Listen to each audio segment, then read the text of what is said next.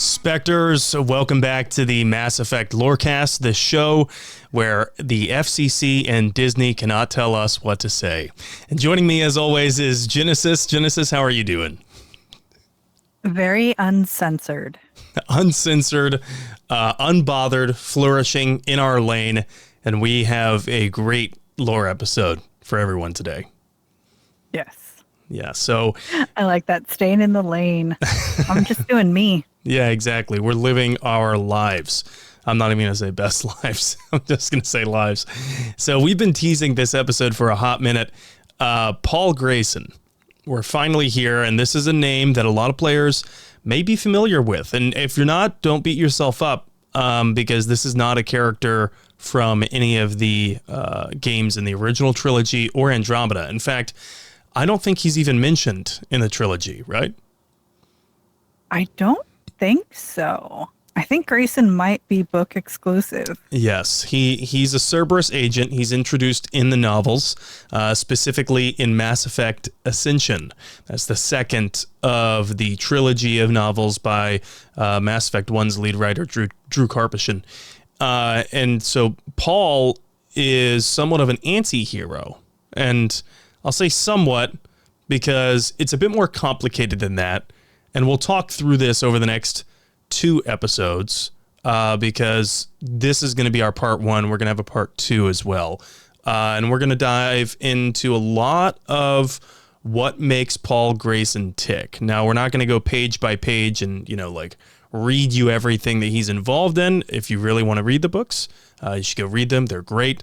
Well, they're also very, very great to listen to on audiobook. I thought the narrator did a great job.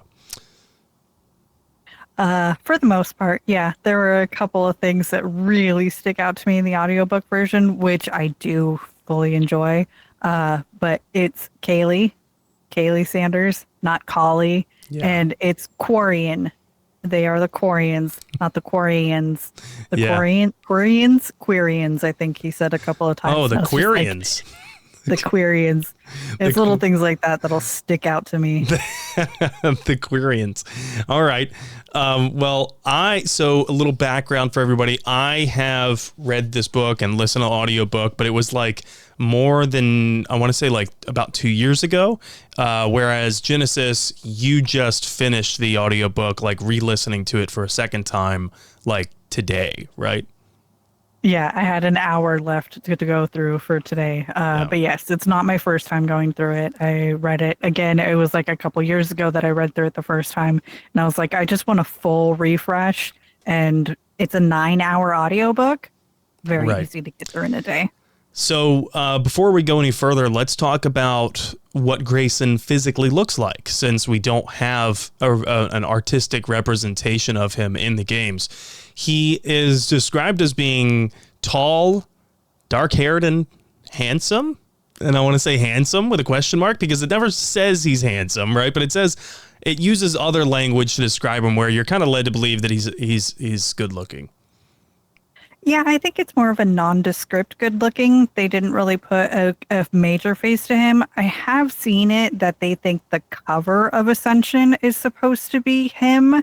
And in that case, that guy's kind of handsome, but he's also got a lot of cybernetics and gear coming off of his face, which is not described at all in the book for Grayson. So I don't think it's him. Well, I think you're referencing the cover of Retribution, in which case it very well could be him. But we will get to why that's the case a little bit later. I don't want to spoil anything for anyone. There's a character flaw that is so critical to understanding Paul Grayson. And it is his ongoing addiction with red sand. He is so deep in the throes of addiction that he is visibly addicted. This red sand addiction, like we hear in the games, he has these bloodshot eyes, almost terminally, and his teeth are all discolored, which both of those symptoms sound like these typical things that happen to hard drug users. Absolutely, yeah. Then it's described as he'll sometimes be shaky or not focusing while in the middle of conversations. But I also wanted to point out that it's not like your standard discoloration of the teeth. you can actually see them glowing. It's almost like they have a biotic sheen about them. Wow. Okay, so that is very unique. That is, can you imagine seeing someone who's like clearly strung out and for all intents and purposes, they look like they might be addicted to drugs, except their smile is like a radioactive Colgate commercial. Exactly. That's a very weird dynamic going on there. But then again, very unique and very Mass Effect. 9 out of 10 dentists recommend red sand. Don't trust those dentists, especially if they're employed by... Never mind. So the withdrawal periods really take a toll on Grayson. And we get some pretty vivid imagery written in the books about this, right, Jen? Mm-hmm, we do. And it seems like in the beginning parts of the book, anything over like 24 hours of him not taking red sand gets him into this withdrawal phase where he is sweating, and it sounds almost like any standard drug withdrawal. You get shaking and sweating, and you get cramps in your muscles, and just that addiction voice in your head going, you need another hit, you need to take another line. Red sand, they describe it as it's a powder that you snort like you would cocaine. Right. And of course, the main draw of taking this drug to a lot of people isn't just a sense of euphoria, but it's also, it gives non-biotics users a little taste of what it's like to have biotics. They can use telekinesis to basically manipulate very small items. It doesn't make them a biotic god, like Niftu Cal says, although we're led to believe that he is a red sand addict.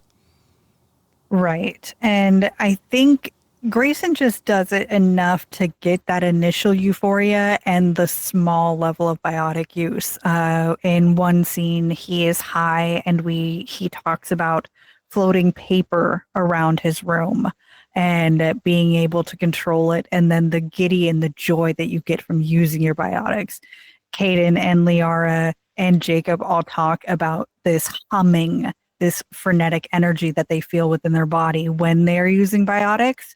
And so that is part of what this drug replicates for people who are non-biotics. And part of the reason is because Ezo is involved in its production. Like, it's made from Ezo, right? And I believe it was first made on Mars. So that could be a possible source of that name, red sand. But as far as Grayson goes, like any addict, we see in the book that he's trying to walk this tightrope of not letting his addiction affect his work or what little personal life he has. But it's not like the Illusive Man doesn't know that he is addicted to red sand. Right, you can tell. And the Illusive Man definitely knows. You just got to look at the guy and you're right on something. You can't hide it, basically. Red sand is one of those drugs that you really can't hide your addiction to. But for Paul, that means that he's often thinking about his next hit. He's basically making these mental roadmaps about, when and where he's going to arrange it in private. And I always noticed that was interesting in the books, that he is going to great lengths when he does get high, that he's going to do it in private. And so we get this insight that Grayson is ashamed of his drug usage. Correct. Ashamed of it, and not in the full throes of addiction yet. Yes, he is addicted, but he's a functioning addict. He's not, just sitting. Yeah. He's not fully functioning. He still gets the job done. He does. Right. He's not fully functioning, but he definitely still does everything that he's supposed to be doing, and just wants to keep this aspect of his life hidden as much as he can. And so I feel like he is in what I would call, and what I've heard other people call, the maintenance phase of addiction, where he is purely just taking the drug so that his withdrawal stays at bay. But he's also seeking the hits. So it's not like Like we said, this is a character flaw that repeatedly appears over and over in his story, and it has this profound impact on how he acts. And it's also kind of this theme that alludes to his ongoing moral quandaries with his work for Cerberus. Yeah, it plays a huge part in it. Addiction plays a huge part in all aspects of life. And this also means, in terms of his work for Cerberus, that he's essentially compromised from the very start, which one might think that the Illusive Man would have a problem with one of his agents that's doing wet work, that he would have a problem with them being compromised, being open to being blackmailed. But then again, this gives the Illusive Man extraordinary leverage over Grayson. Mm-hmm. Because he could probably block the routes of red sand to him or use it as a control factor. I will hook you up with better distributors, even more and higher quality. But speaking of that, how does the relationship with Grayson and Cerberus start out? Right. So Grayson is a field operative for Cerberus. He is not this guy that's sitting in a lab like those scientists that we meet on some Uncharted Worlds in Mass Effect 1. Out of the gate, he is doing wet work for the Illusive Man, specifically sabotage and assassination missions. So there are two key moments that really shaped Grayson's involvement with Cerberus. Number one, you remember when we talked about the Eldfeld Ashland Energy Company and the conspiracy about Cerberus blowing up ships over the planet Yondoa to intentionally expose pregnant women to exodust. Mm-hmm. So we talked about that. I don't know what number episode that was. I believe Tom was actually my co-host at that point, but we've talked about it since then. And that was Grayson. Grayson was the Cerberus agent involved in that. So around 2170, he sabotaged that Eldfell Ashland Energy ship that was in orbit. And lo and behold, the exodust did fall, or it was in the atmosphere, and it did fall onto the surface of Yondoa, and it created symbiotics. Now, it left many more children, or I should say fetuses, dead. And if the children were born, they were born with defects or cancers. But 37 children were relatively healthy after being born, and they did develop biotic abilities.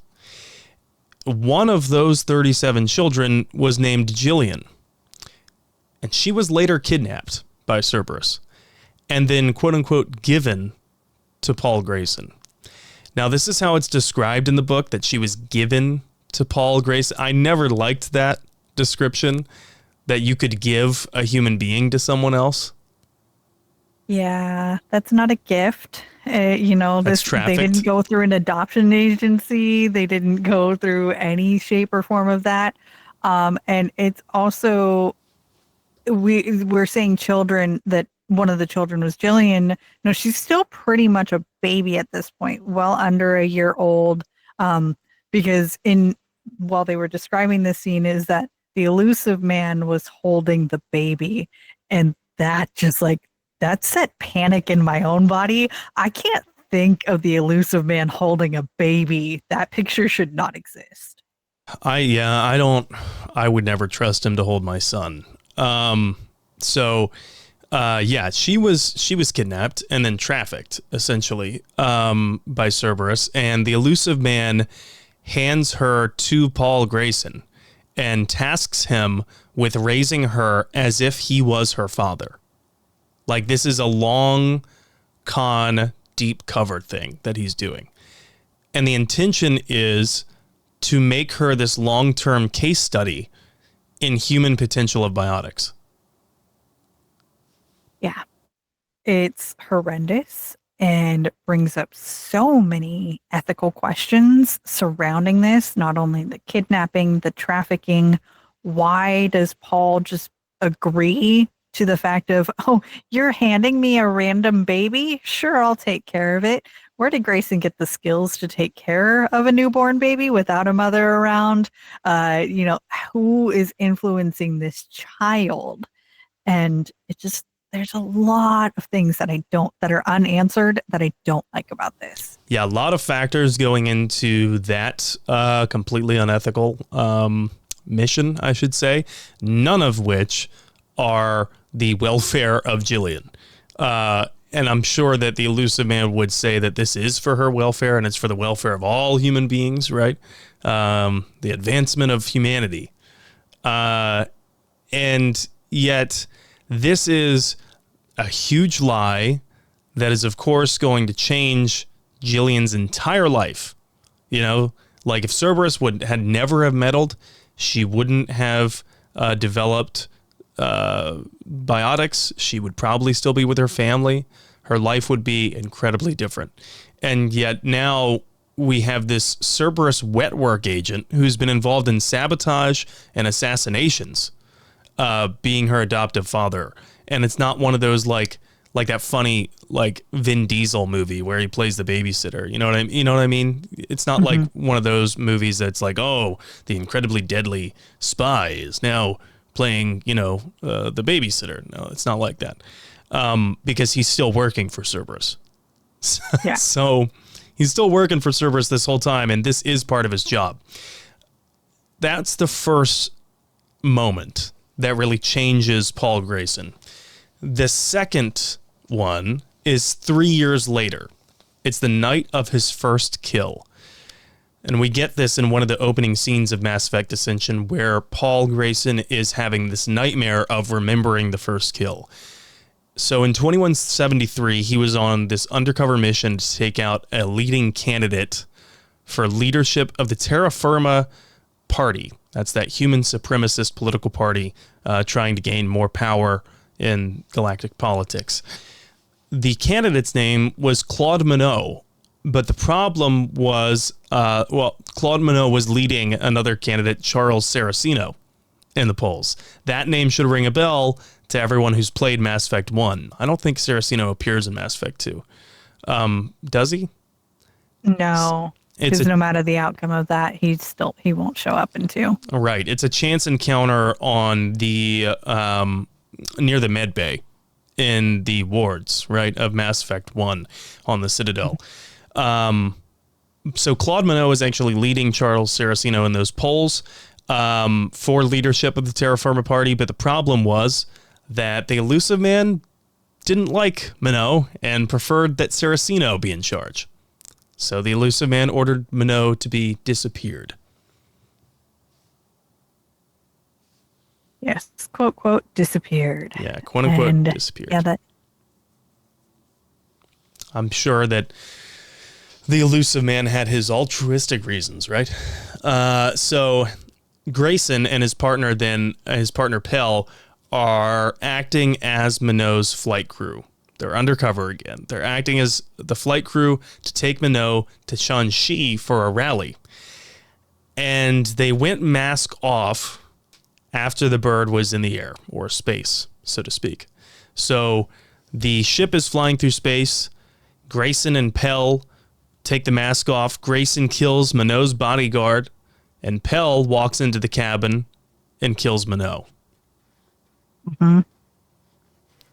Yeah, it's not a clean kill, and he does have some hesitancy about it in the beginning, but then completely follows through with the orders. Once he hears his trigger phrase, he is on and makes his first kill. And this is something that dehumanizes Grayson, which makes him more susceptible to taking more orders from the Illusive Man.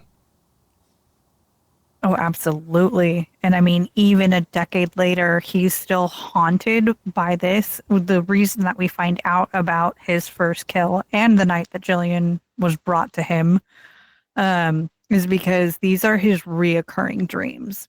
And it's something that is always on his mind. He prefers the Monod dream rather than the Jillian dream, because the Jillian dream makes him feel sad, it brings like the sadder emotions that he can't be with his quote, quote, daughter.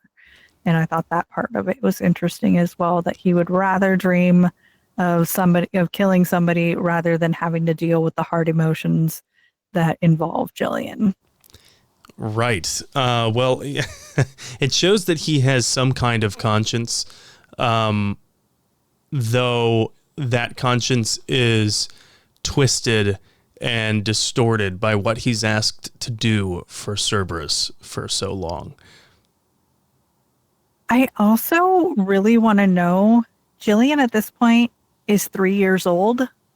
Where is she? Who is she with? Great question. My daddy's out murdering people. Who am I staying with? Oh, he's just on a business trip, honey. Your daddy will be back soon. I'm guessing that they found some kind of galactic daycare.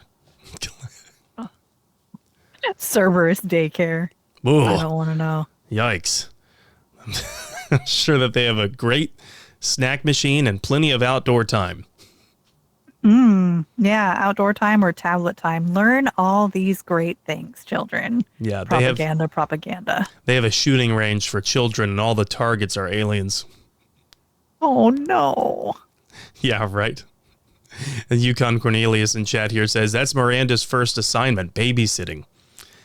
I think that timeline might line up. But isn't she like 40 something or 50 something in Mass Effect 2? Yeah, I think so. She's in her early 40s, I want to say. Yeah, she's much older than you'd think because of her genes. But yeah, that timeline might add up.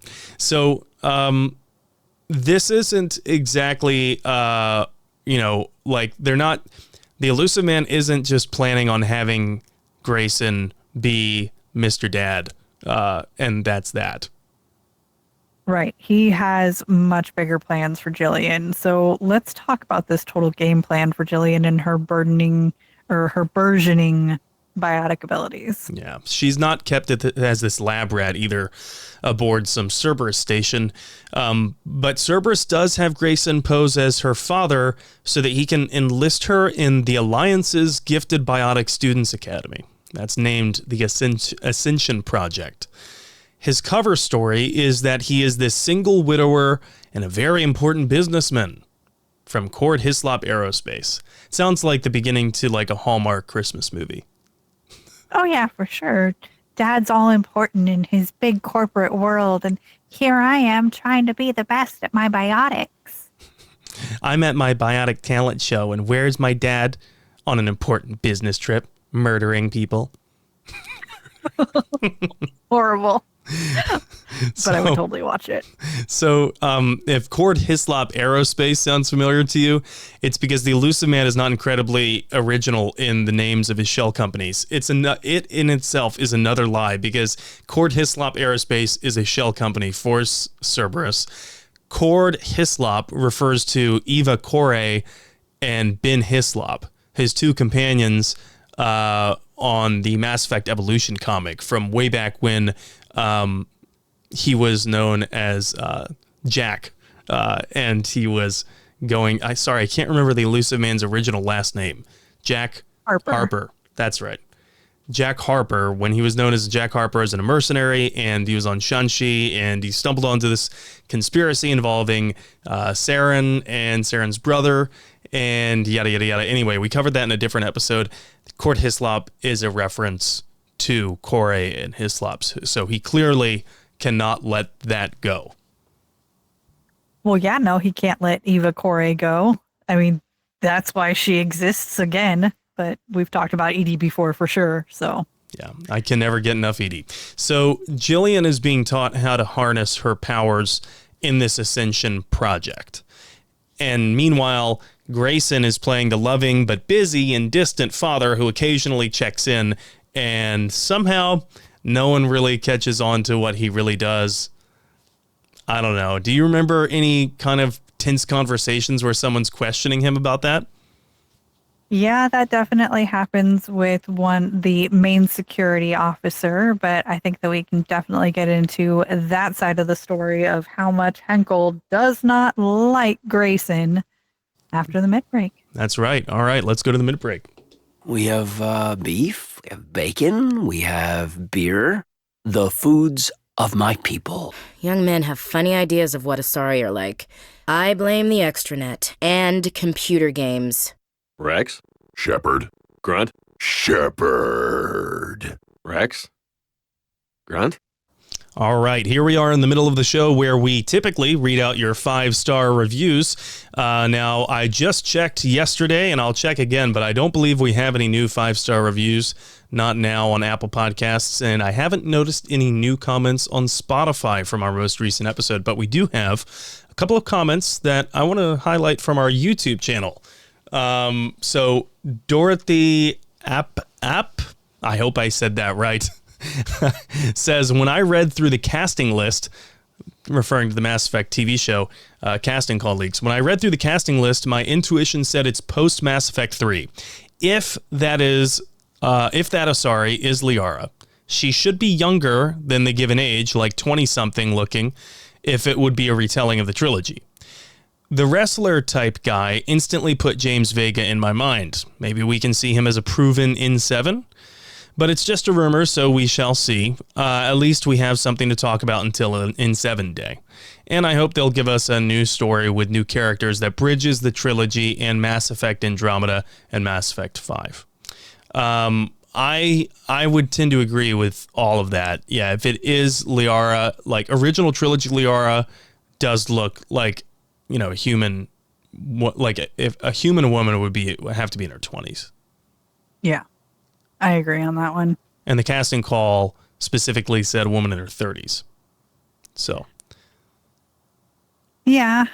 Yeah. I mean, there's so much speculation and so many things that we're not going to have answered for a really long time. So it could also just be the fact that so many people within the Mass Effect fandom have complained that Liara seems far too young in the first game, that they're like, all right, people bitch about this all the time. Let's age her up a little bit. Right. Maybe. Yeah, maybe. And especially with how mature she would have to act, they would want someone who does look a little older, maybe. I don't know. We also have another comment from, I hope I'm pronouncing this one right, Limalepeco, that says, this thumbnail gave me psychic damage. The thumbnail for our Amazon casting call episode. That's good. That was my direct work, and that was the point. I was trying to give everyone psychic damage. A little behind baseball. YouTube only rewards videos that play into a grocery store tabloid kind of algorithm.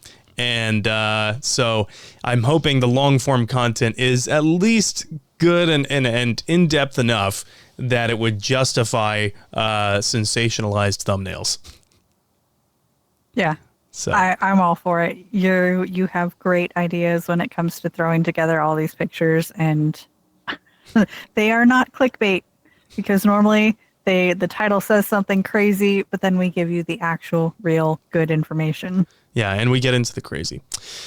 So speaking of crazy, I've got this crazy voice line for Genesis.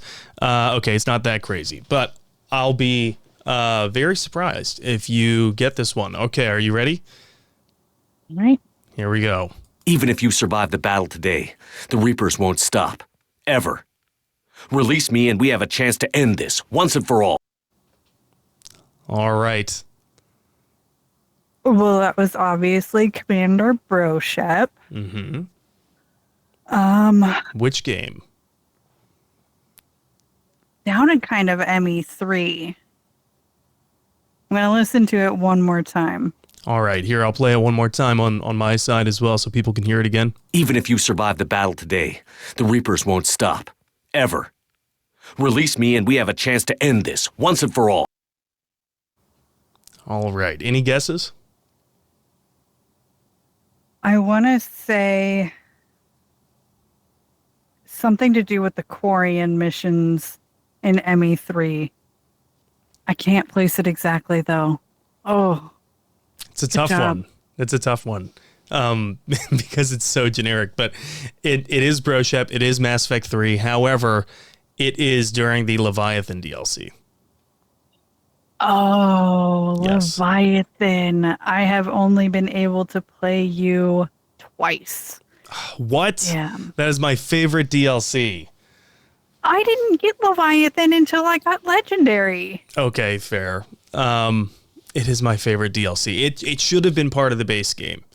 With the massive lore implication, not just implications, with the massive lore statements from that DLC, it's insane to me that it was a paywalled. Yes, and now that I'm thinking about it, release me and we can fight the Reapers together. Yes, that is definitely something that is said while under the water. All right. Well, I got her. I finally got her. We don't have any new patrons this week, but we do have our tier 5 patrons who have continuously, graciously supported this show. That's Butts, Unfortunate Benefactor, William, Superfly 440, Retrobot, Lieutenant Tocino, Kira C, and Ed Boy. After time adrift among open stars, along tides of light and through shoals of dust, I will return to where I began. Solarian reproduction different, very little sex drive. If intended to try human, would try you. Ow, my pancreas. And we're back with the second half of the show. Yes, we are. All right, so we kind of left it off to where now Jillian has been at this Ascension program, and we're going to talk about how Grayson's story plays out through the rest of the book, because this is where it gets kind of interesting. We've built up his character so far, what he's like, and now it goes to where do all these story points join together. Now, throughout this whole story, it feels to me like Grayson genuinely cares for Jillian, but also holds a sense of loyalty to Cerberus. And it isn't until a conversation, while Paul is still a little high, that he's questioning if his loyalty is actually still to the Illusive Man or if it's to Jillian. Which is interesting that he would mentally pit them against each other. That something must be happening where at least subconsciously Paul is realizing that he can either be a good Cerberus agent or a good father. Right, because Grayson tells the Illusive Man that Jillian has had a violent reaction to the new biotic enhancement drugs that Cerberus has secretly been giving her for the past few years. And it's his paranoia from the red sand that makes him see the Illusive Man's calculated words, his perfected empathetic responses, and his modulated tone of voice. Now, the Illusive Man tells him to play the role of the freaked out parent and to pull Jillian out of her Ascension training and back into the warm embraces of Cerberus. Which this part is so messed up. Let's back up for a second. So Jillian has been part of this Alliance Youth Biotic program, the Ascension Project. And while this is on a completely secure Alliance facility, it's essentially a school. And being her father, Paul is entitled to these visits every now and then. And he's not the only Cerberus agent involved in this.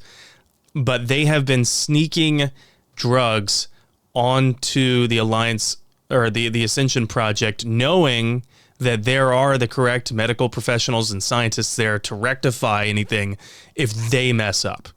And it's Cerberus drugs. It's not like these are FDA approved. Right. And the fact this violent reaction happens because Cerberus changed the formula. They're usually always tweaking it a little bit to see if they can spark Jillian to have more biotic abilities. But even Grayson and his on-site contact say that this formula looks a lot different than what they have been administering. But still, even though Grayson feels an obligation to Jillian, he's still complicit in dosing a woman who he says is his daughter. He's dosing her over and over and over again. And for what reason? It's not for her own welfare. No. It's sheerly to get biotic results. Yeah, there is the little bit of cognitive dissonance that you can play the card of, oh, it's not me actually giving her the drugs. It's Jiro, this other doctor, who's actually the one doing it. So I'm not causing her harm. It's just Jiro is following his orders from the Illusive Man. My order is only to bring it to him. That's a classic trolley problem right there. But I personally think that this cognitive dissonance is fueling his addiction. Oh, okay. Yeah, definitely. I think we can definitely analyze that with why he uses the red sand. It puts him under a lot of stress, but sorry, go on. It does put him under a lot of stress. And, pulling your kid out of school, it can be tough and it can make him want to use for sure. But in the case where your child, quote, quote, is a gifted biotic that so many people want to either help or harness, it makes it that much more difficult. Right. She's just tossed around from place to place. And it's not like he knows that pulling her out of the alliance oversight, and back to Cerberus, it's not like Cerberus is going to be friendlier. And he probably feels weird because if Cerberus is going to be rougher with her, how much bandwidth does he have to speak up to the Illusive Man to tell him to stop? At this point, none. He's doing all this because he wants to be loyal to the Illusive Man. He's like, all right, I will give her the drugs. You gave me this child so that way I could raise it to get her into a program like this. And so that way we can better all of humanity by increasing biotics to a new level. But doing it under the Ascension program means that she'll get the proper training because the Illusive Man doesn't have a lot of human biotics that would be capable of training somebody like this. Yeah, exactly. So Grayson makes his way back to the Ascension program to let the school know that after this violent reaction that Jillian, for some unknown reason to the school, has had, she creates a singularity. She's shown very little biotic potential. She's shown a massive amount of biotic potential, but had yet to actually produce anything biotically until this new drug that the Cerberus agents had given her. And so Grayson acts like the freaked out parent and goes back onto the station and meets with Kaylee Sanders. Yes, that Kaylee. And Hendel, the main security officer and a former bot student. That's the brain camp that Caden went to. Mm-hmm. So Hendel and Caden might have been hanging out at some point because it was a very short run program. And they say that they want to join Grayson to help get Jillian to safety. Now, Jillian needs to be extracted because the Hendel and Kaylee found out about Jiro being a Cerberus agent. So now Grayson's freaking out, going, oh no, we need to get Jillian out of here. She's being hunted by Cerberus. And so these two people who genuinely also care about Jillian say, we want to help. Let's go. And I think that they really called Grayson's bluff here. Kaylee throughout this book, as much as I don't like it, is kind of painted as this like this airhead who doesn't really see what's going on. But Hendel knows. Hendel knows that something's up with Grayson and has reasonable suspicion even before learning that Jiro was a plant, rather. And now, Grayson all of a sudden is wanting to pull his daughter out. And I think Hendel knows what's going on, is I want to keep my eyes on you. But Kaylee just genuinely cares about Jillian. And by the way, all of this is even more complicated because Kaylee was sleeping with Jiro. Yeah, there's that aspect to it too. It's quite interesting, the little triangle that's going on here, but Hendel definitely thinks that he 99% suspects that Grayson is on red sand. Kaylee is wearing the rose-colored glasses and doesn't want to see it. That's just a stressed out parent. You have no idea what stress he's under. It's okay. Let me go sleep with another associate who's 20 years my junior. It's interesting for sure on that aspect. But they do. And they all care about Jillian, and they all want to get her off of the space station. Grayson, because he wants to give her back to the Illusive Man. Kaylee, because she cares. And then Kendall, just to make sure that Jillian actually gets the biotic training that she needs. And with these other people around him, he has to fully play the role of the distraught parent and not that of the Cerberus operative extracting a high-value target. Which might not be too hard for him because Grayson only thinks he's playing the parent. When in reality, at this point, he's playing a Cerberus agent. Like, we were talking about this yesterday when we were formulating the notes for this episode. The whole trope of like, they fell for the mark, right? Mm-hmm. But Grayson, it's not like a romantic relationship. It's a parental relationship. So something that was supposed to just be, this is just strictly business. He actually ends up like falling into a paternal figure responsibility role for Jillian. And so playing the role of the distraught parent, I think, is not that much of a stretch because he's more of a distraught parent than he is a Cerberus agent at this point. I fully agree. And we really start to see that when there are little moments between Grayson and Jillian that melt my mama heart. And I can tell in the book that it's also melting Grayson, truly falling for his daughter, like showing an actual parental fatherly love for somebody that I assume in their childhood growing up was very distant, and now getting some of these interactions that he wasn't expecting. Right. So where do they end up going? So Grayson thinks that Omega is the best place to hide. And in my opinion, that is a pretty good place to dodge the council, but not necessarily Cerberus. And horrible choice, Grayson. Yeah, not very good. There are a few major plot points and a lot of characters that we could get into, but you really got to go read this book for yourself because there's some drama, there is the intrigue, and there's a really good fight scene in it too. But it ends with Grayson, Jillian, Kaylee, Hendel, and a Quarian named Lem get to escape to the migrant fleet. But before then, we do learn that Grayson's old partner, Pell, the one who helped him carry out his first kill, Pell betrays Grayson.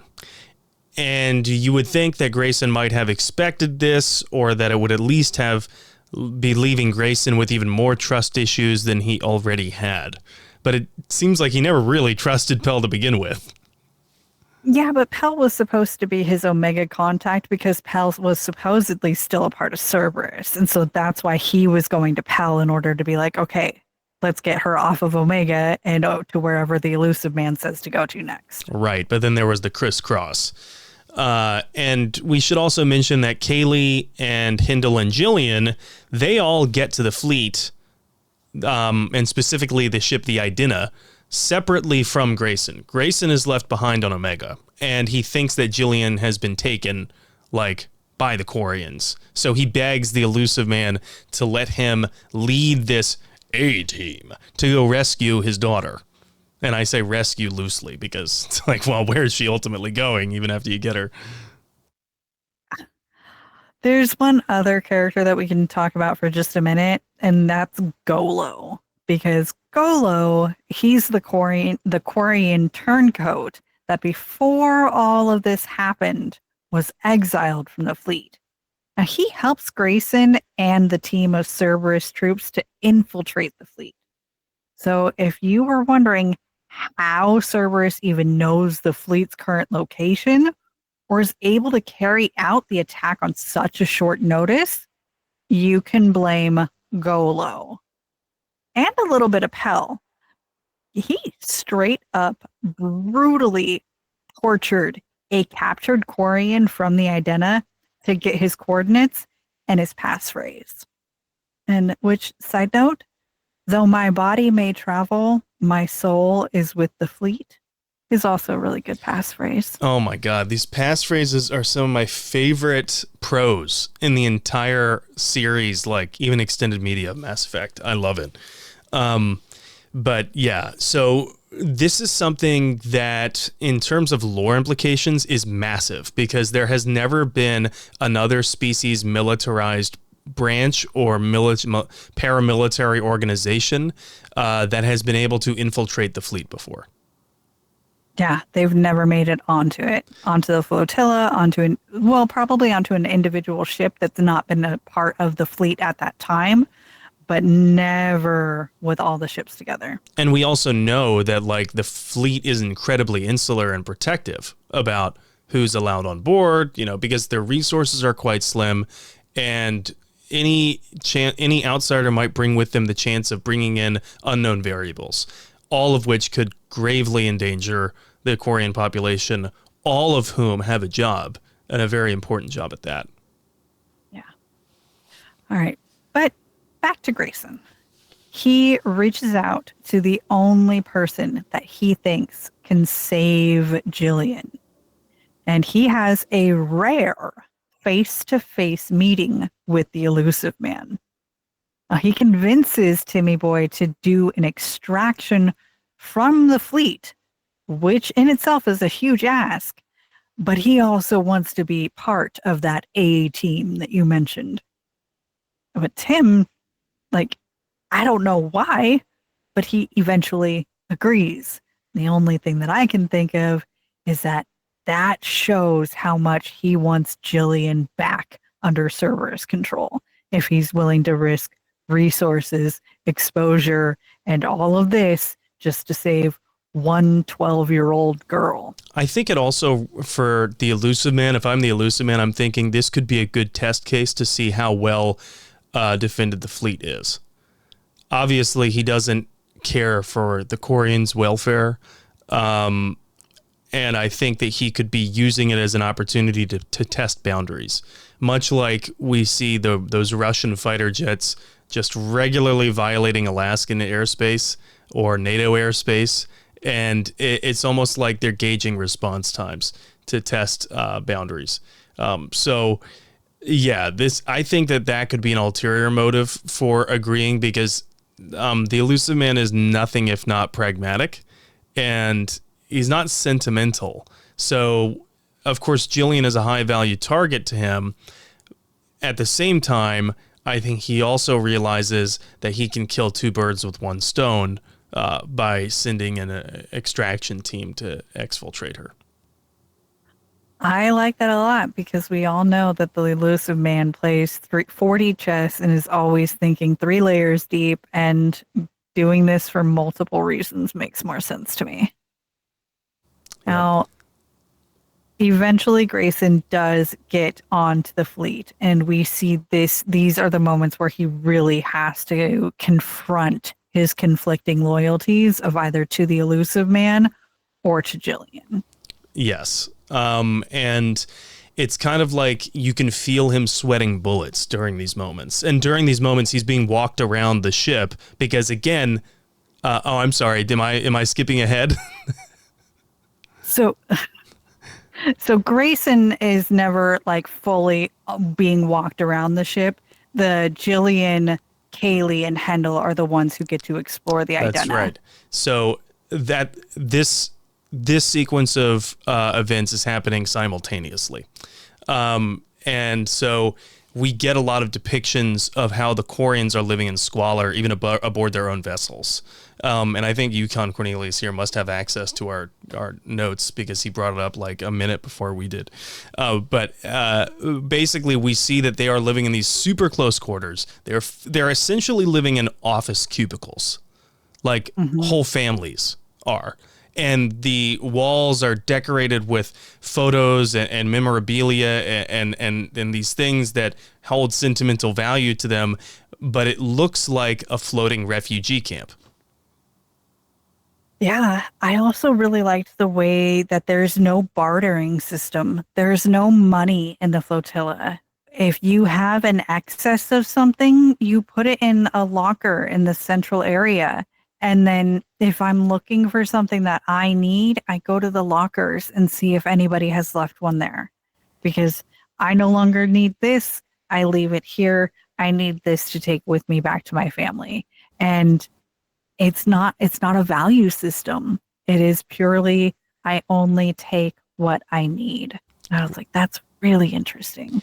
It is really interesting. It's completely dependent on the honor system, but it's also like the honor system has this sword of Damocles hanging above its head because everyone really knows, like, okay, if you take more than what you need, you could also be endangering the whole fleet.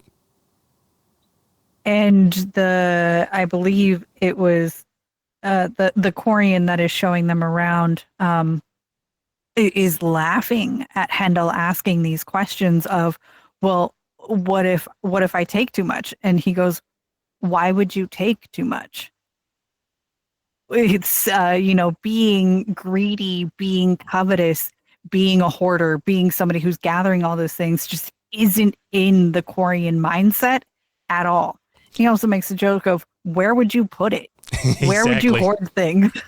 They're living in cubicles. There's no space. Like, even if you took it, you can't store it anywhere. So yeah, I love these scenes because it's one of the very few instances we get an inside glimpse as to what life is like on the fleet. We don't have like this Quarian like Tally in Mass Effect 1 off of the fleet on her pilgrimage telling us what life is like on the fleet. Even in Mass Effect 2 during her loyalty mission, we don't really get to see what mundane life is like for many on the fleet.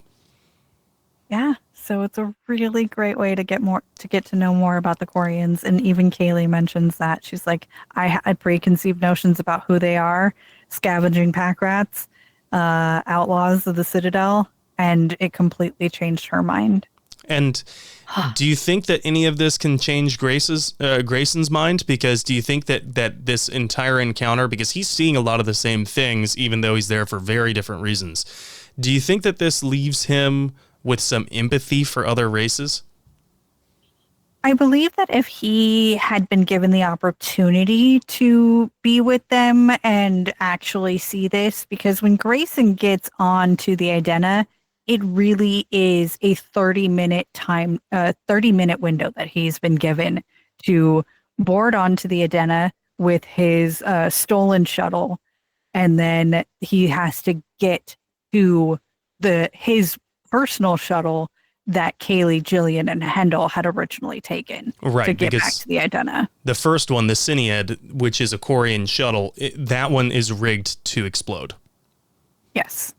So I think if Grayson had actually been afforded the opportunity, if he had been there when Jillian was walking around, seeing everything that she got to see, it might have changed his mind and his viewpoint on things. But unfortunately, he's only on the Idena for a half an hour, so he didn't get to see it. Right. And then Grayson and Jillian actually like reconnect back at the shuttle that he was going to steal, right? Yes, because that is his original shuttle, and he was prepared to steal it back. Now, Jillian is there because she's fleeing back to the shuttle because it feels safe.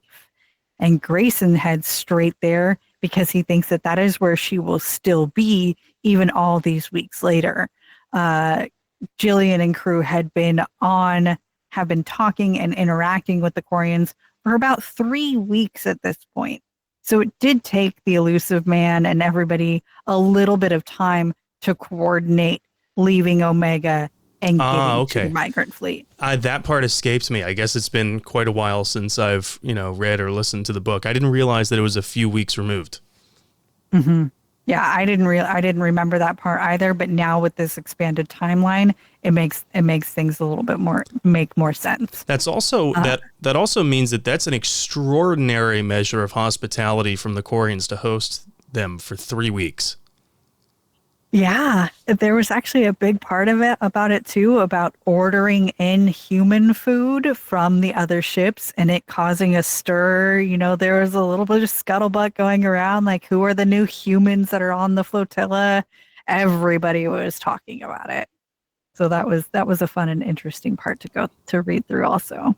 And if I remember right, during this sequence of time, this is one of the few times in Ascension where Jillian is talking the most.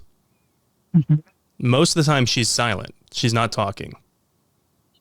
She will talk in very flat, moderated tones and be very effective and to the point. She does not engage, isn't asking a lot of questions, and obeys orders very quickly and very easily. Right. Until she is with the Quarians.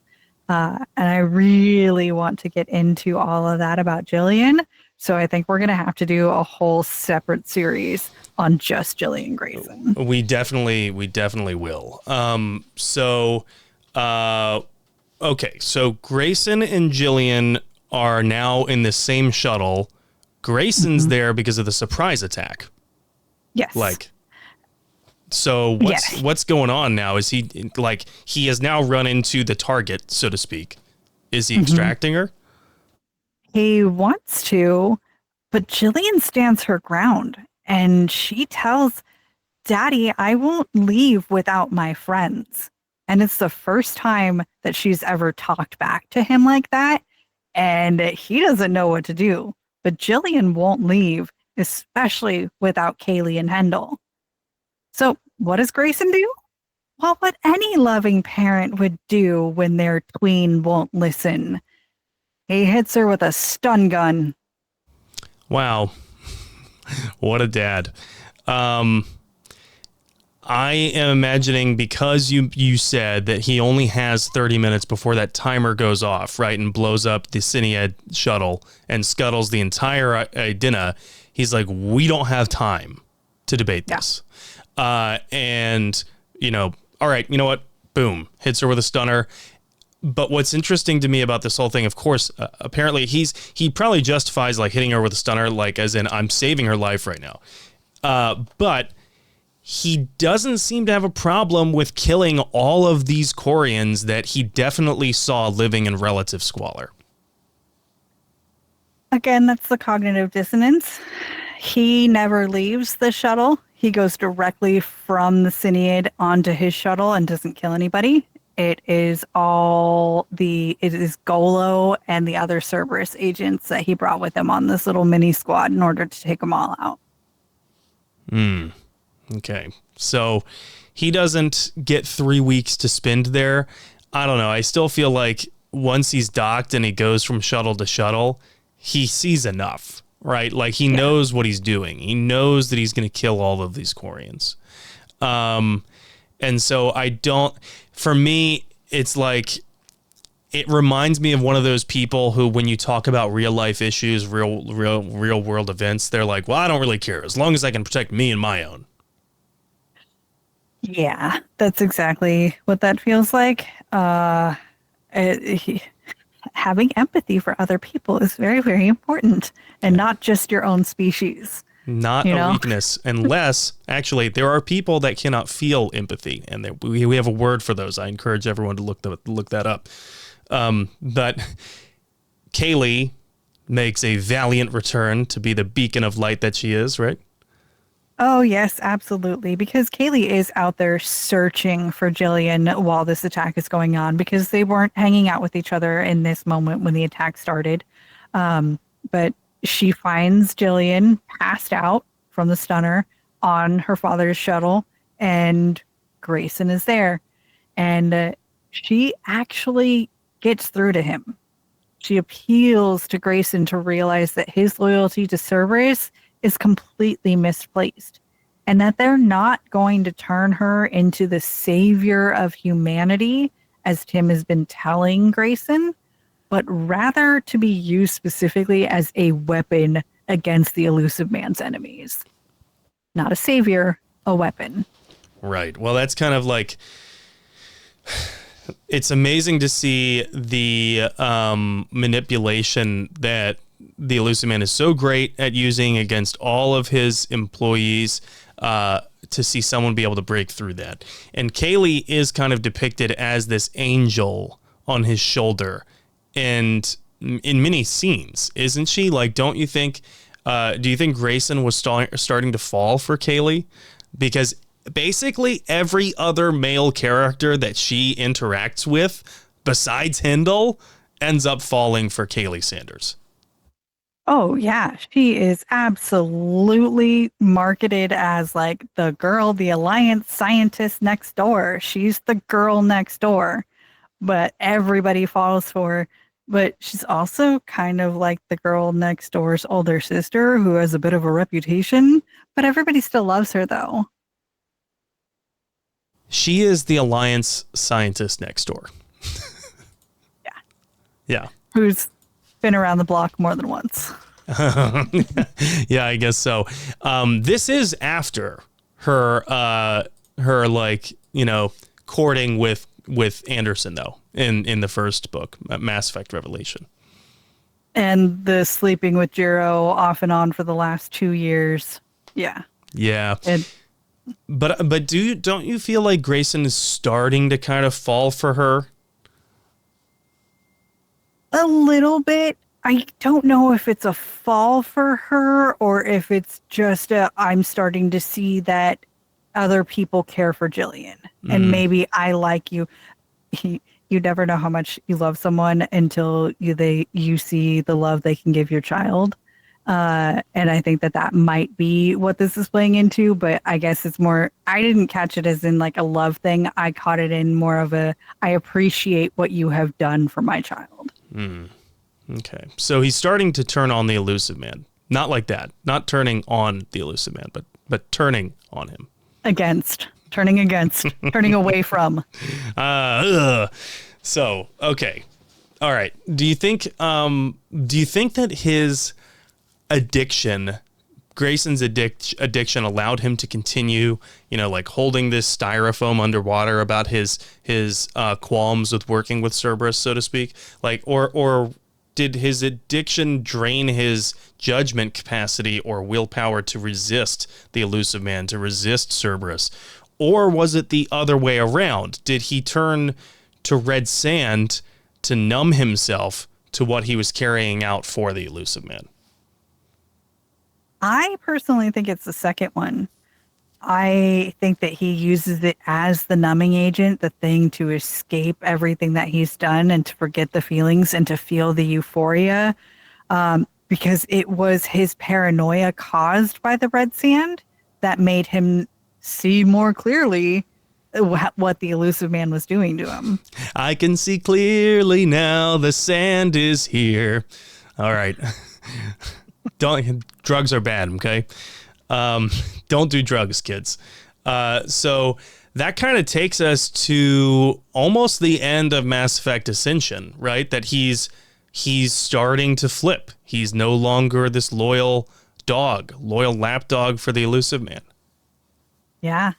Now, there are some events that happen in the aftermath of this big attack raid on the flotilla, but we leave Grayson escaping the custody of Kaylee. Now, she wakes up on the Volus world of Dalion, and Grayson has fled the area. He makes a phone call to the Illusive Man, a video call, not asking for help or for extraction or even to beg for forgiveness. He is sober, no bloodshot eyes, no glowy sheen, and a confident look on his face. And he has a simple statement of facts for the Illusive Man. He is leaving Cerberus. Jillian is beyond their reach, and stupidly, in my opinion, telling the Illusive Man that she is on a Quarian deep space expedition. I don't think he should have given that information up. But also that if anything happens to Kaylee Sanders, he will go to the Alliance with all that he knows about Cerberus. The Illusive Man reluctantly agrees to not pursue either Kaylee or Jillian.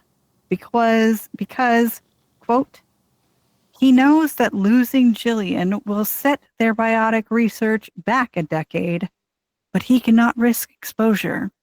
Cerberus has many other projects to protect. Oh, man. So now we have this situation where Grayson is giving the Illusive Man an ultimatum.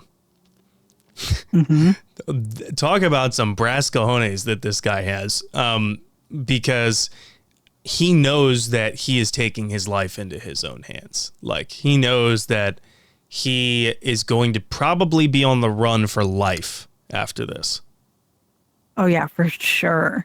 And the Illusive Man tries to argue, be like, do you really think that life on the run is going to be good for you and for Jillian?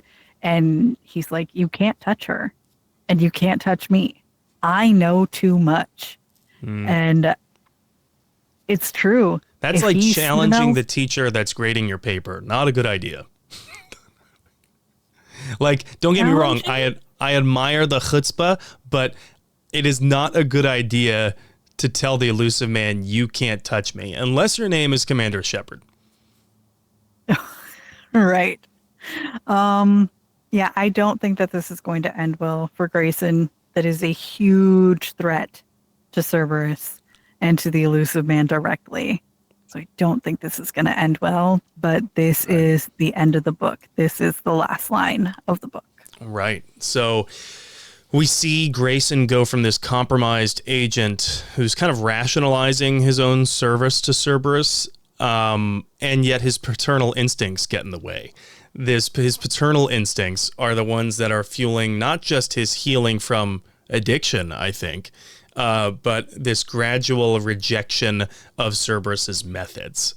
I think in this book, we see him start to resist out of the love he has for Jillian. And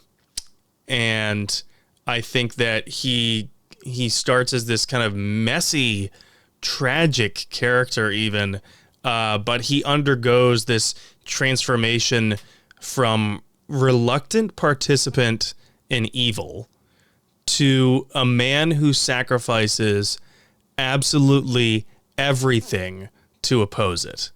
And in so doing, he is redeeming his own actions that he carried out for Cerberus in the past. Which, in my opinion, like just this story, even if he didn't come back in Retribution, just this story, maybe this is a hot take, but Paul Grayson has a better redemption arc than Miranda Lawson.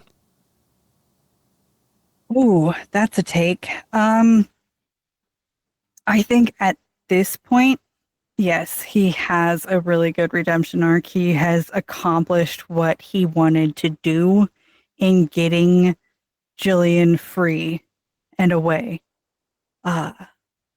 I think it's also probably some of my old bias coming back that it just got so annoying to hear Miranda go, I'm perfect. Why don't you feel bad for me? Like, I have these perfect genes. I'm going to do a Levi's really commercial. Hard. Life is really, really hard when you have to be perfect all the time like me, okay? Yeah, exactly. And it's like, well, okay, well, let's talk about like what character flaws you have. Oh, I don't have any because I'm perfect. Yeah. Yeah. Yeah. No, I know. And Yukon Cornelius here has interesting insight on Miranda that he brings up. He says that she never hated Cerberus. She just hated her dad. I would amend that because I think that eventually in Mass Effect 3, she does hate Cerberus, but it's because of what her dad opened her eyes to. Like, her dad opened her eyes to how horrible the Illusive Man was, as did Shepard. Shepard also opened Miranda's eyes. But I just think that Paul Grayson's arc here in Ascension is better in terms of redemption than Miranda's, because Miranda, well, we'll get into a little bit more in Retribution, but Miranda had a much different experience telling Timmy Boy to go take a hike, and it was presumably safer for her. and how she was able to manipulate things. She also had a much cushier position and presumably more resources at her disposal than Grayson did, where it kind of feels like in the book, once Grayson severs that connection, that's it. Like, he has nothing, like absolutely zilch, and he is on the run, and he's got to go find a job. And he also sacrificed everything for his daughter, who he's never going to see again. Yeah. Oh, that part makes me sad. He's never, he possibly, I guess we know the outcomes of what happens in the next book, but our listeners may not know the whole story on that one. So it'll be interesting to cover Grayson's storyline when we record again. But next week is going to be Patreon chat, so you're going to have to wait a few more weeks to hear the conclusion of Grayson's story. Yes. And I was speaking, by the way, from his own perspective. He knows that this Quarian deep space exploration mission is going to take a long time, and they might not come back. So he knows very well that this could be it. This could be goodbye for Jillian. But he wants to save her anyway. So, yeah, we will follow up with the rest of Grayson's story, like you said, after the patron chat. But until next time, Spectres, be a good parent if you are a parent. If you're not a parent, help some parents that you know, please. Ask if you can do laundry or the dishes for them. They will love you forever. Anyway, that's all we got, Spectres, and I can't wait to talk with some of our patrons next week. Until next time, we should go.